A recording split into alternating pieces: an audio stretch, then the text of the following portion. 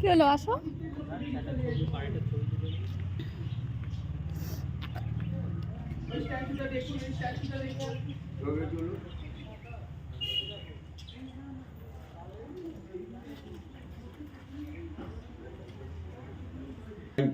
মাথা ঢেকে দিত, বেঞ্চি তোলায় ঢুকি, বেঞ্চি তোলায় রেখে দিন না, সুবিধা হবে। কার ঘর ছিল, সামনে চেয়ারটা বসতেন, এই জায়গাটা দাঁড়ান, চেয়ারটা বসতেন, টেবিলে খাতা রাখতেন, আর সোজা যে জানলাটা দেখতেন, জানলাটা খোলা থাকতো, বাইরে যে বাঁশ গাছ পাঁচিলটা দেখতেন, ওটা ছিল না।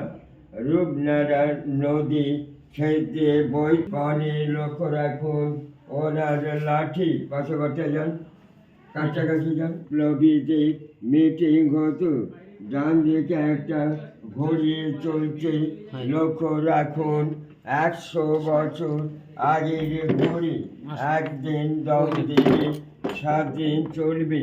কনে লক্ষ্য রাখুন, ওটা বড় গোড়া তামা খেতেন। আলমারিতে যে বইগুলো দেখুনি, পাশে বাঁধানো ছবি, নাচে নাচ বইয়ের ছবি। আয়নাটা লক্ষ্য রাখুন, ওটা বিলজিয়াম কাঁচির আয়না। সোফাটায় বসতেন, পাশে করতেন না। হোমিওপ্যাথি চিকিৎসা করতেন। চরকা রয়েছে, হাওড়া জেলা কংগ্রেসের প্রেসিডেন্ট ছিলেন। তখন জাতীয় কংগ্রেসের সিম্বলটি এই চরকা, ওই যে চেয়ারটা রয়েছে, উনি বসে চিকিৎসা করতেন। গরিব দুঃখীদের বিনা পয়সা হোমিওপ্যাথি চিকিৎসা করতেন।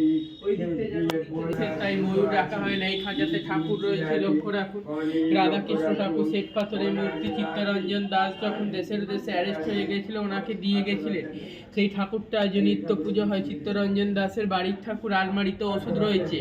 রাধাকৃষ্ণ ঠাকুরের পাশে ওটা লক্ষ্মীর হাঁড়ি রয়েছে।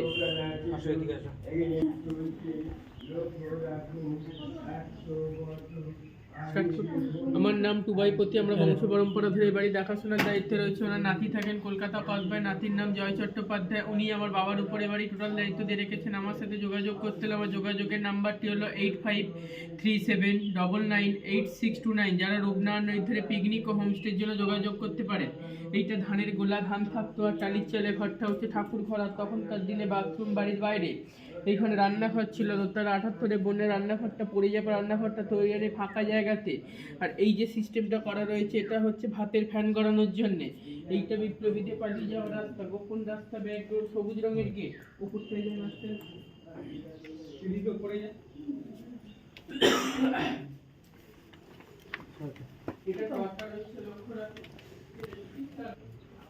দোতলা বাড়ি।